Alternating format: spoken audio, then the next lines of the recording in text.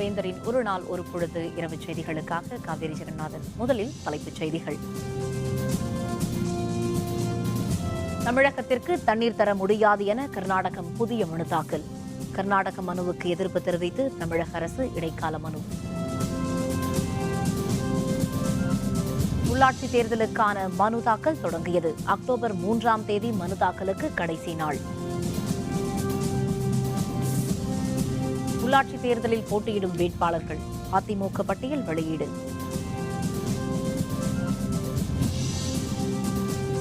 இருவேறு சுற்றுவட்ட பாதைகளில் வெற்றிகரமாக செயற்கைக்கோள்கள் நிலைநிறுத்தம். இஸ்ரோ தலைவர் கிரண்குமார் தகவல். ஆந்திரத்தில் பிடிபட்ட மதன் கூட்டாளி சுதீர் நீதிமன்றத்தில் ஆஜர், 15 நாள் காவலில் வைக்க உத்தரவு.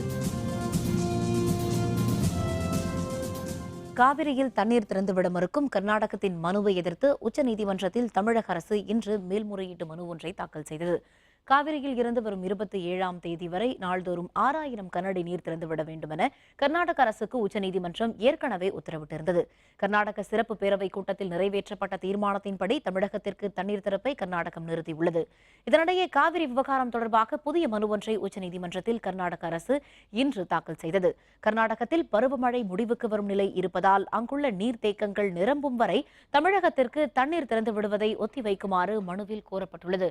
இதையடுத்து தமிழக அரசின் சார்பில் உச்சநீதிமன்றத்தில் புதிய மனு தாக்கல் செய்யப்பட்டுள்ளது. கர்நாடகத்தின் முடிவு உச்சநீதிமன்றத்தின் உத்தரவை மீறுவதாக உள்ளதாகவும் அந்த மனுவை விசாரிப்பது தேவையற்றது எனவும் தமிழக அரசின் இடைக்கால மனுவில் தெரிவிக்கப்பட்டுள்ளது. தமிழக அரசின் இந்த மனு நாளை காவிரி வழக்குடன் சேர்த்து விசாரிக்கப்படும் என்று உச்சநீதிமன்றம் தெரிவித்துள்ளது. தமிழக உள்ளாட்சி தேர்தலுக்கான வேட்புமனு தாக்கல் இன்று தொடங்கியது. முதல் நாள் என்பதால் ஆங்காங்கே சில சுயேட்சைகள் மட்டுமே வேட்புமனு தாக்கல் செய்தனர். தமிழகத்தில் உள்ளாட்சி தேர்தல் வரும் அக்டோபர் 17 மற்றும் 19 ஆகிய தேதிகளில் 2 கட்டங்களாக நடைபெறும் என்று தமிழ்நாடு தேர்தல் ஆணையர் சீதாராமன் நேற்று அறிவித்தார். இதையடுத்து வேட்புமனு தாக்கல் இன்று தொடங்கியது.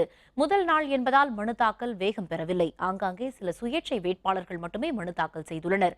மேலும் அரசியல் கட்சிகள் கூட்டணி குறித்து எந்த முடிவும் எடுக்காத நிலையில் வேட்பாளர்கள் அறிவிப்பும் மனு தாக்கலும் உடனடியாக சாத்தியமில்லை. ஆனால் வழக்கம் போல வேட்பாளர்கள் அறிவிப்பில் அதிமுக முந்திக் கொண்டுள்ளது. உள்ளாட்சி அதிமுக வேட்பாளர்கள் பட்டியல் இன்று வெளியிடப்பட்டுள்ளது. இதையடுத்து அதிமுக வேட்பாளர்கள் ஒட்டுமொத்தமாக நாளை வேட்புமனுக்களை தாக்கல் செய்ய உள்ளதாக தெரிகிறது. கூட்டணிகள் உறுதிப்படுத்தப்பட்ட பிறகு வேட்பாளர் மனு தாக்கல் வேகம் பிடிக்கும் என்று எதிர்பார்க்கப்படுகிறது. திருச்சியில் உள்ளாட்சி அமைப்புகளுக்கான வேட்புமனு தாக்கல் தொடங்கியது. மாநகராட்சியின் 39வது வார்டில் போட்டியிட சுயேட்சை வேட்பாளர் மனு தாக்கல் செய்துள்ளார். திருச்சி மாநகராட்சியில் உள்ள 65 வார்டுகளுக்கான வேட்புமனு தாக்கல் தொடங்கியது. 39வது வார்டில் போட்டியிட சுயேட்சை வேட்பாளர் கதிரவன் தேர்தல் நடத்தும் அலுவலர் பழசுப்பிரமணியத்திடம் வேட்புமனுவை தாக்கல் செய்துள்ளார். 65 வார்டுகளில் 29 வார்டுகள் பெண்களுக்கும், 29 வார்டுகள் ஆண்களுக்கும், 7 வார்டுகள் தாழ்த்தப்பட்டவர்களுக்கும் ஒதுக்கப்பட்டுள்ளது. தமிழக உள்ளாட்சி தேர்தலில் போட்டியிடும் அதிமுக வேட்பாளர்கள் பட்டியலை அதிமுக பொதுச் செயலரும் தமிழக முதல்வருமான ஜெயலலிதா இன்று வெளியிட்டார். உள்ளாட்சி தேர்தலுக்கான வாக்குப்பதிவு நாட்கள் நேற்று அறிவிக்கப்பட்டது. இன்று வேட்புமனு தாக்கல் தொடங்கிய நிலையில் சென்னை மாநகராட்சிக்கான 200 வார்டுகளுக்கான அதிமுக வேட்பாளர் பட்டியலை அதிமுக பொதுச் செயலரும் முதல்வருமான ஜெயலலிதா வெளியிட்டார்.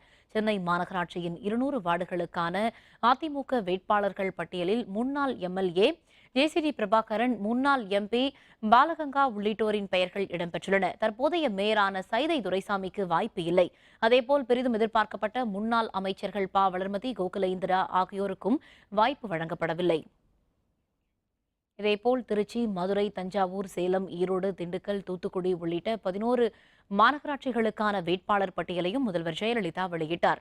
கோவை, மதுரை மாநகராட்சிகளில் தலா 100 வார்டுகள், திருநெல்வேலி மாநகராட்சியில் 55 வார்டுகள், வேலூர், சேலம் மாநகராட்சிகளில் தலா 60 வார்டுகள் என அனைத்து மாநகராட்சிகளின் வார்டுகளுக்கும் அதிமுக வேட்பாளர்கள் அறிவிக்கப்பட்டுள்ளனர். Trichy mayor Jaya, Thanjai mayor Savithri Gopal, Salem mayor Soundappan ஆகிய 3 மாநகராட்சி மேயர்களுக்கு மீண்டும் வாய்ப்பு வழங்கப்பட்டுள்ளது. தற்பொழுது திருச்சி மேயராக உள்ள ஜெயா மீண்டும் 51வது வார்டில் போட்டியிடுகிறார். தற்போதைய Vellore mayor Karthikayini, Dindigul mayor Marudharaj, Erode mayor Mallika Paramasivam, Tirunelveli mayor Bhuvaneswari ஆகியோருக்கு மீண்டும் வாய்ப்பு வழங்கப்படவில்லை. மதுரையில் மேயர் ராஜன் செல்லப்பாவுக்கு வாய்ப்பு வழங்கப்படவில்லை. இதேபோல் தூத்துக்குடி மேயர் அந்தோனி கிரேஸுக்கும் மீண்டும் போட்டியிட வாய்ப்பில்லை. தமிழ் மாநில காங்கிரஸில் இருந்து விலகி அண்மையில் அதிமுகவில் இணைந்த முன்னாள் மேயர் சாருபாலா தொண்டைமான் திருச்சியில் 44வது வார்டில் போட்டியிடுகிறார். திருப்பூரில் முன்னாள் அமைச்சர் MSM ஆனந்தன் 24வது வார்டில் போட்டியிடுகிறார். ஈரோட்டில் பெரியார் நகர் மனோகரன் போட்டியிடுகிறார். மாநகராட்சி வேட்பாளர் பட்டியலுடன் நகராட்சி, பேரூராட்சி, அதிமுக வேட்பாளர் பட்டியலும் வெளியிடப்பட்டது. PSLV C-35 ராக்கெட் மூலம் விண்ணில் செலுத்தப்பட்ட 8 செயற்கைக்கோள்கள் இருவேறு சுற்றுவட்ட பாதையில் வெற்றிகரமாக விண்ணில் நிலைநிறுத்தப்பட்டுள்ளதாக இஸ்ரோ அறிவித்துள்ளது. ஆந்திர மாநிலம் ஸ்ரீஹரிகோட்டா சதீஷ் தவான் ஏவுதளத்தில் இருந்து இன்று காலை 9:12 மணிக்கு PSLV C-35 ராக்கெட் விண்ணில் செலுத்தப்பட்டது. கடல் ஆராய்ச்சி மற்றும் பருவநிலை ஆய்வுக்காக 377 கிலோ எடை கொண்ட ஸ்கேட்சாட் 1 செயற்கைக்கோளுடன் ராக்கெட் வெற்றிகரமாக விண்ணில் ஏவப்பட்டது. அல்ஜீரியா, கனடா, அமெரிக்கா உள்ளிட்ட நாடுகள் தயாரித்த 5 செயற்கைக்கோள்களும் இந்திய பல்கலைக்கழகங்களின் செயற்கைக்கோள்களும் இதில் இடம்பெற்றுள்ளன. 8 செயற்கைக்கோள்களை ஏந்திச் சென்றுள்ள இந்த ராக்கெட் இந்திய விண்வெளி வரலாற்றில் முதன்முறையாக ஒரே பயணத்தில் 2 விதமான சுற்றுவட்ட பாதைகளில் செயற்கைக்கோள்களை நிலைநிறுத்தியுள்ளது. PSLV C-35 ராக்கெட் வெற்றிகரமாக விண்ணில் செலுத்தப்பட்டதை அடுத்து இஸ்ரோ அறிவியலாளர்கள் ஒருவருக்கொருவர் வாழ்த்து தெரிவித்தனர். 1 2 3 प्रक्षेपण जलन बिल्कुल सामान्य आकाश की ओर उठता हुआ are ignited now. The full power of PSLV is now on, and the PSLV is right now negotiating the very dense atmosphere and intense gravity of Earth. Performance सामान्य निष्पादन के साथ ये करीब 7. இதனைத் தொடர்ந்து செய்தியாளர்களுடன் பேசிய இஸ்ரோ தலைவர் கிரண்குமார் இருவேறு சுற்றுவட்ட பாதையில் செயற்கைக்கோள் வெற்றிகரமாக விண்ணில் நிலைநிறுத்தப்பட்டுள்ளதாக தெரிவித்தார். Today we have seen a launch from PSLV where we have been able to put different satellites from different countries and our own SCATSAT being put into different orbits, different local times, and this is one of the new capability which PSLV has demonstrated. காஷ்மீரின் ஊரி பகுதியில் இந்திய ராணுவம் மீது நடந்த தீவிரவாத தாக்குதலுக்கு பதிலடியாக பாகிஸ்தானுடனான சிந்து நதி ஒப்பந்தத்தை மறுபரிசீலனை செய்வது தொடர்பாக பிரதமர் நரேந்திர மோடி ஆலோசனை மேற்கொண்டார்.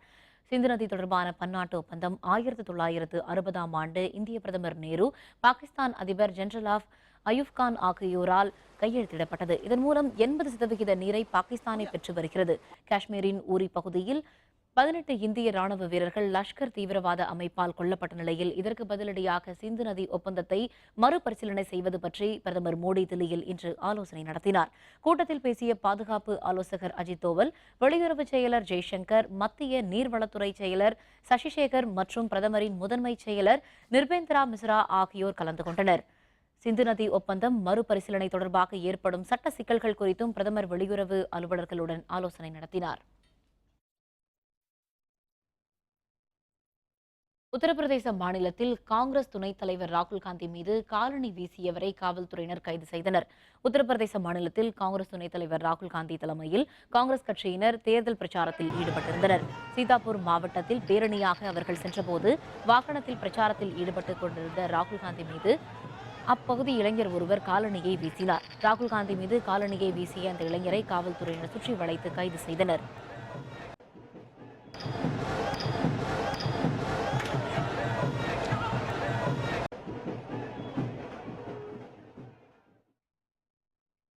SRM பல்கலைக்கழகத்தில் மருத்துவ மாணவர் சேர்க்கைக்காக என்று ஏமாற்றி பணம் பெற்றுக்கொண்டு காணாமல் போன மதனுடைய கூட்டாளி வெங்கட சுதீர் இன்று இரவு நீதிமன்றத்தில் ஆஜர்படுத்தப்பட்டு அக்டோபர் 7ஆம் தேதி வரை காவலில் வைக்கப்பட்டார்.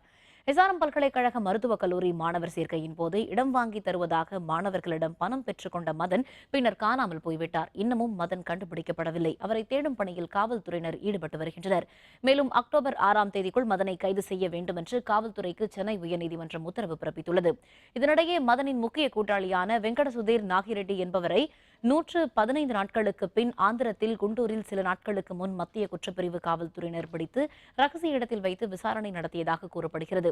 இதைத் தொடர்ந்து இன்றிரவு சென்னை சைதாப்பேட்டை 11வது குற்றவியல் நடுவர் நீதிமன்றத்தில் நீதிபதி பிரகாஷ் முன் வெங்கட சுதீர் ஆஜர்படுத்தப்பட்டார்.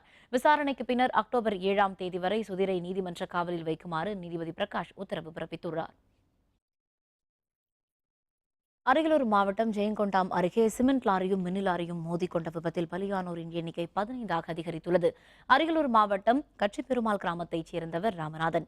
இவர் புதுக்குடி கிராமத்தில் உள்ள தனது உறவினர் வீட்டின் 15ஆம் நாள் துக்க நிகழ்ச்சியில் பங்கேற்றுவிட்டு 27 உறவினர்களுடன் சொந்த ஊரான கச்சிப்பெருமாளுக்கு மினி லாரியில் திரும்பிக் கொண்டிருந்தார். அப்போது ஜெயங்கொண்டம் அருகே எதிரே வந்த சிமெண்ட் லாரி மினி லாரியுடன் மோதியதில் மினி லாரி ஓட்டுநர் மணிகண்ட பிரபு, அவரது பாட்டி முனியம்மாள் உள்பட 3 பேர் அந்த இடத்திலேயே உயிரிழந்தனர். காயமடைந்த மற்ற 24 பேரும் ஜெயங்கொண்டம் அரசு மருத்துவமனைக்கு எடுத்துச் செல்லப்பட்டனர். அங்கு சிகிச்சை பலனின்றி மேலும் 8 பேர் உயிரிழந்தனர். படுகாயமுற்றவர்கள் தஞ்சை மருத்துவக் கல்லூரி மருத்துவமனையில் அனுமதிக்கப்பட்டனர். அவர்களில் மேலும் 4 பேர் உயிரிழந்ததை அடுத்து பலி எண்ணிக்கை 15ஆக உயர்ந்துள்ளது. பலியானோரின் உடல்கள் இன்று மாலை தகனம் செய்யப்பட்டது. இதனிடையே முதல்வர் ஜெயலலிதா வெளியிட்டுள்ள அறிக்கையில் அரியலூர் அருகே நேரிட்ட விபத்தில் 15 பேர் பலியானார்கள் என்ற செய்தி அறிந்து மிகவும் துயரம் அடைந்துள்ளதாக தெரிவித்துள்ளார். பலியானவர்களின் குடும்பங்களுக்கு ஆழ்ந்த இரங்கலையும் அனுதாபத்தையும் தெரிவித்துக் கொள்வதாக அவர் குறிப்பிட்டுள்ளார். காயமுற்று மருத்துவமனையில் அனுமதிக்கப்பட்டு மருத்துவமனையில் சிகிச்சை பெற்று வருபவர்களுக்கு நல்ல முறையில் சிகிச்சை அளிக்க உத்தரவிட்டுள்ளதாகவும் அவர் மேலும் குறிப்பிட்டுள்ளார். மேலும் சாலை விபத்தில் பலியானவர்களின் குடும்பங்களுக்கு தலா 1 லட்சம் ரூபாயும், பலத்த காயமுற்றவர்களுக்கு தலா 50,000 ரூபாயும், லேசான காயமடைந்தவர்களுக்கு தலா 25,000 ரூபாயும் முதல்வர் பொது நிவாரண நிதியில் இருந்து வழங்க ஜெயலலிதா உத்தரவிட்டுள்ளார். உள்ளாட்சித் தேர்தலில் மக்கள் நலக் கூட்டணி தனித்து போட்டியிடும் என்று மக்கள் நலக் கூட்டணியின் ஒருங்கிணைப்பாளரும் மதிமுக பொதுச் செயலருமான வைகோ தெரிவித்துள்ளார். சென்னையில் மதிமுக தலைமை அலுவலகமான தாயகத்தில் உள்ளாட்சித் தேர்தல் பற்றி மக்கள் நலக் கூட்டணி தலைவர்களின் ஆலோசனைக் கூட்டம் இன்று நடைபெற்றது. கூட்டணியின் ஒருங்கிணைப்பாளரும் மதிமுகவின் பொதுச் செயலருமான வைகோ தலைமையில் நடைபெற்ற இந்த கூட்டத்தில் மார்க்சிஸ்ட் கம்யூனிஸ்ட் கட்சி மாநில செயலர் ஜி. ராமகிருஷ்ணன், இந்திய கம்யூனிஸ்ட் கட்சி மாநில செயலர் ரா. முத்தரசன், விடுதலை சிறுத்தைகள் கட்சித் தலைவர் தொல் திருமாவளவன் உள்ளிட்டோர் பங்கேற்றனர். கூட்டத்திற்கு பின் செய்தியாளர்களுடன் பேசிய வைகோ, உள்ளாட்சித் தேர்தலில் போட்டியிட எதிர்க்கட்சியினருக்கு போதிய அவகாசம் அளிக்கவில்லை என்றும், உள்ளாட்சித் தேர்தலில் பணப்பட்டுவாடாவை தடுக்க தேர்தல் ஆணையம் நடவடிக்கை மேற்கொள்ள வேண்டும் என்றும் தெரிவித்தார். மக்கள் நல கூட்டு இயக்கம் தொடக்கத்தில் நாங்கள் என்ன நிலைப்பாடு மேற்கொண்டோமோ அதை போல அதிமுகவுடனோ திமுகவுடனோ காங்கிரஸ், பாமக, பாரதிய ஜனதா கட்சியோடு நேரடியாகவோ அல்லது மறைமுகமாகவோ எங்கும் உடன்பாடோ அல்லது அதுக்கான ஏற்பாடோ செய்து கொள்வதில்லை என்று திட்டவட்டமாக முடிவு செய்திருக்கிறோம். விழுப்புரம் தடத்தில் ரயில் என்ஜின் சோதனை ஓட்டம், புதிய இருவழிப்பாதையில் ஆய்வு. விவரம் விளம்பர இடைவேளைக்கு பிறகு.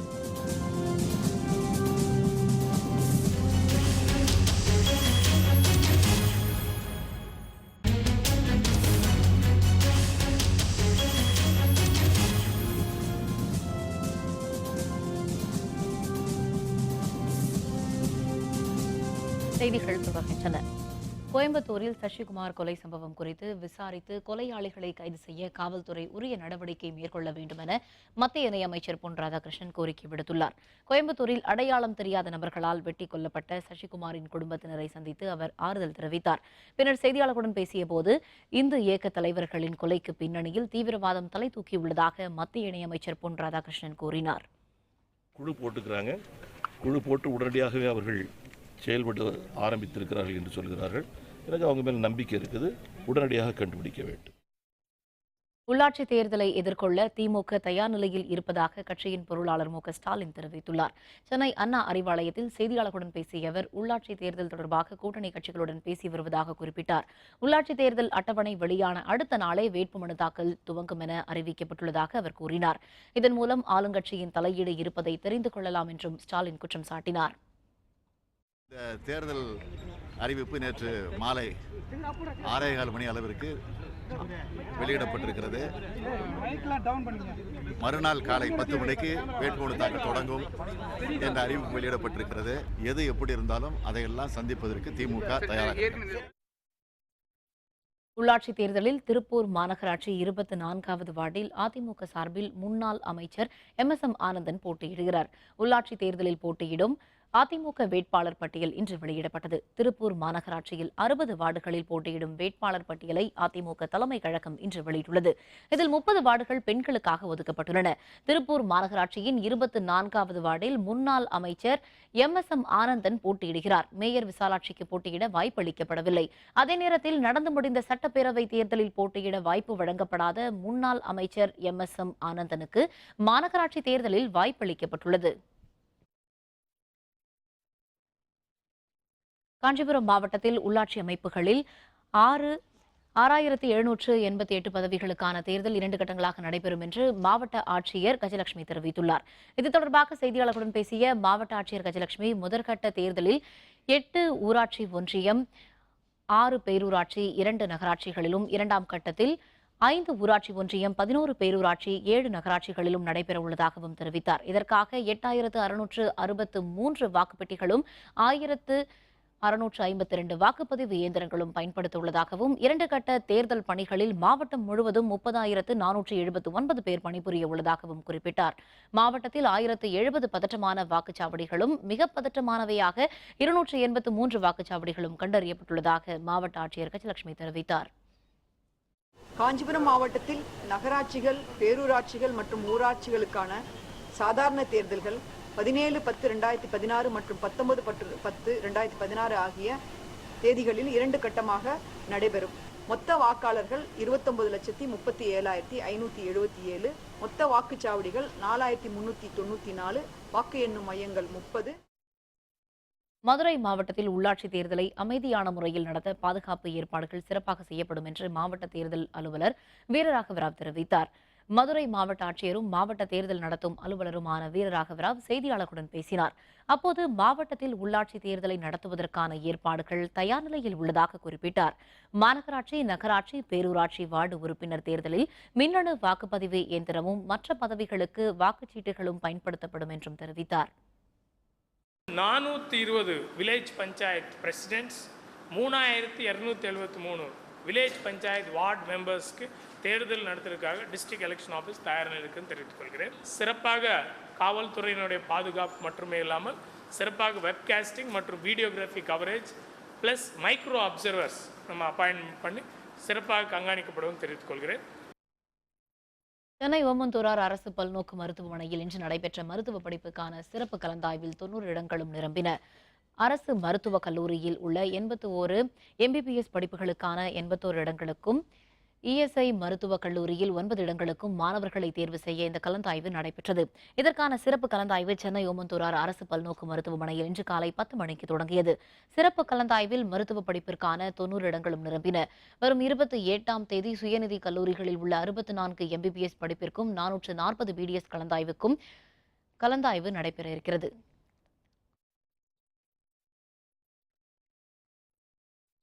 விளையாட்டுத் துறையில் திறமை இருந்தும் வாய்ப்பின்றி இருப்பவர்களுக்கு உரிய வாய்ப்பை பெற்றுத்தர அரசு முன்வர வேண்டும் என பாராலிம்பிக்கில் தங்கம் வென்ற மாரியப்பன் வலியுறுத்தியுள்ளார். பாராலிம்பிக் போட்டியில் தங்கம் வென்ற சேலம் மாவட்டத்தைச் சேர்ந்த மாரியப்பனுக்கு அவர் பயின்று வரும் தனியார் கல்லூரி சார்பில் பாராட்டு விழா நடைபெற்றது. இதில் மாரியப்பனுக்கும் அவரது பயிற்சியாளர் சத்யநாராயணனுக்கும் ஆளுயர மாலை அணிவித்து சிறப்பிக்கப்பட்டது. இதனைத் தொடர்ந்து கல்லூரி பேராசிரியர்கள், மாணவ மாணவியர்கள் என அனைவரும் மாரியப்பனை பாராட்டினர். பின்னர் செய்தியாளர்களுடன் பேசிய மாரியப்பன், தான் பயிலும் கல்லூரியில் தனக்கு அளித்த ஊக்கம் மற்றும் உதவிக்கு நன்றிகளை தெரிவித்ததுடன் சேலத்திற்கு அதிநவீன வசதிகளுடன் கூடிய பன்னாட்டு விளையாட்டு திடலை உருவாக்குவதே தனது லட்சியம் என்று கூறினார்.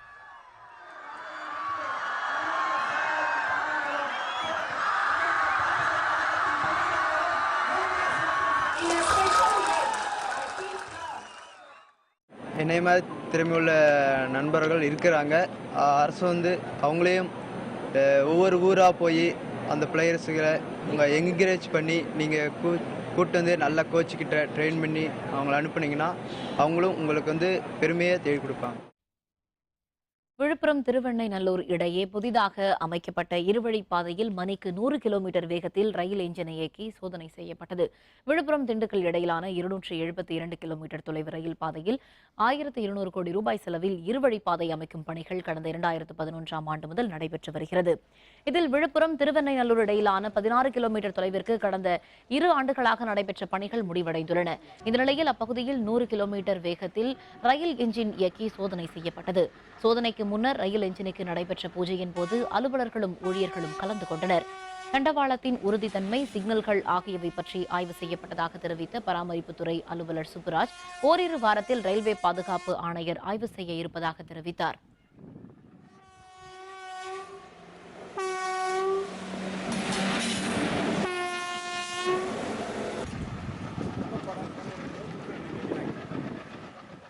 விழுப்புரம் டு திருவண்ணநல்லூர் இன்னைக்கு ஸ்பீட் ரயில் ஃபுல் ஸ்பீடில் ஸ்பீட் ரயில் முடிச்சாச்சு. Virudhachalam to Villupuram next month எண்டிங்குள்ளே செப்டம்பர் எண்டிங்குள்ளே டபுளிங் முடிச்சுட்டு ఫుల్ ట్రైన్లో ఫుల్ స్పీడ్లో 2 లైన్లో வண்டி ஓடுறதுக்கு ஏற்பாடு பண்ணிட்டே இருக்கோம். திருவள்ளூர் அருகே 200 ஆண்டு பழமை வாய்ந்த பெருமாள் கோவில் குடமுழுக்கு வெகு விமரிசையாக நடைபெற்றது. திருவள்ளூர் மாவட்டம் மீஞ்சூரை அடுத்த பிரளயப்பக்கத்தில் 200 ஆண்டு பழமை வாய்ந்த கிருஷ்ண பெருமாள் கோவில் உள்ளது. சிதிலமடைந்திருந்த இந்த கோவில் கிராம மக்களால் புனரமைக்கப்பட்டது. கடந்த 3 நாட்களாக யாகசாலை பூஜைகள் நடைபெற்று வந்தன. புண்ணிய நதிகளில் இருந்து எடுத்து வரப்பட்ட புனித நீரை கொண்டு வேத மந்திரங்கள் முழங்க குடமுழுக்கு இன்று நடத்தப்பட்டது. இதில் ஏராளமான பக்தர்கள் பங்கேற்று சுவாமி தரிசனம் செய்தனர்.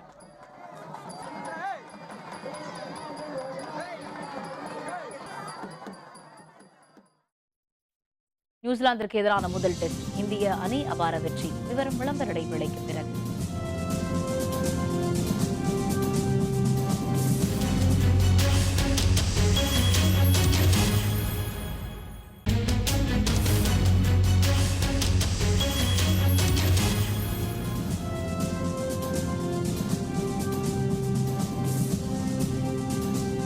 செய்திகள் தொடர்கின்றன. இனி அயலக செய்திகள்.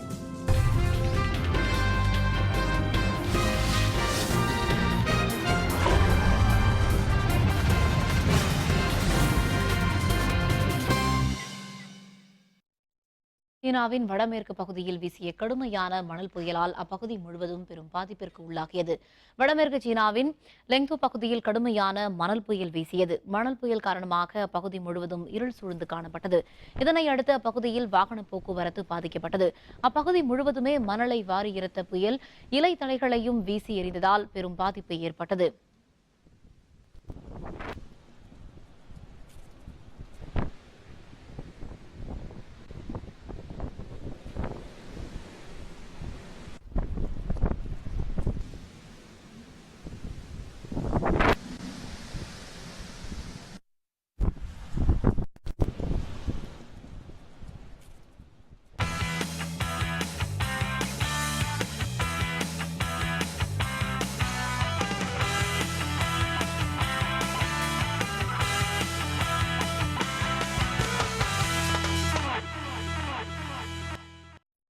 கான்பூரில் நடைபெற்ற நியூசிலாந்திற்கு எதிரான முதல் டெஸ்ட் போட்டியில் 197 ரன்கள் வித்தியாசத்தில் இந்திய அணி அபார வெற்றி பெற்றது. இந்த போட்டியின் முதல் இன்னிங்ஸில் இந்திய அணி 318 ரன்களும் நியூசிலாந்து அணி 262 ரன்களும் எடுத்தன.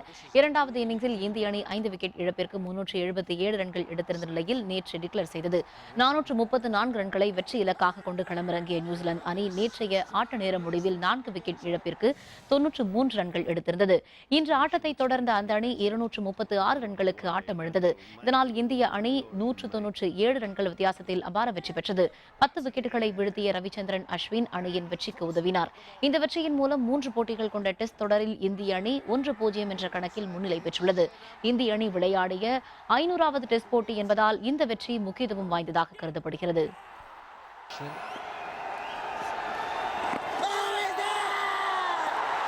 Yes, Ashwin strikes all along with being the second fastest to 200 test wickets.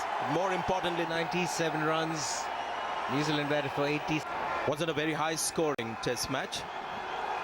We didn't see 400 runs being made by any team. Of course, India declared a 3. மீண்டும் தலைப்புச் செய்திகள். தமிழகத்திற்கு தண்ணீர் தர முடியாது என கர்நாடகம் புதிய மனு தாக்கல். கர்நாடக மனுவுக்கு எதிர்ப்பு தெரிவித்து தமிழக அரசு இடைக்கால மனு. உள்ளாட்சி தேர்தலுக்கான மனு தாக்கல் தொடங்கியது. அக்டோபர் 3ஆம் தேதி மனு தாக்கலுக்கு கடைசி நாள். உள்ளாட்சி தேர்தலில் போட்டியிடும் வேட்பாளர்கள் அதிமுக பட்டியல் வெளியீடு. இருவேறு சுற்றுவட்ட பாதைகளில் வெற்றிகரமாக செயற்கைக்கோள்கள் நிலைநிறுத்தம். இஸ்ரோ தலைவர் கிரண்குமார் தகவல். ஆந்திரத்தில் பிடிபட்ட மதன் கூட்டாளி சுதிர் நீதிமன்றத்தில் ஆஜர் 15 நாள் காவலில் வைக்க உத்தரவு. இத்துடன் வேந்தரின் ஒரு நாள் ஒரு பொழுது இரவு செய்திகள் நிறைவடைந்தன. மீண்டும் இரவு 10 மணிக்கு கண்ணுறங்கும் வேளை இரவு செய்திகளில் சந்திப்போம். வணக்கம்.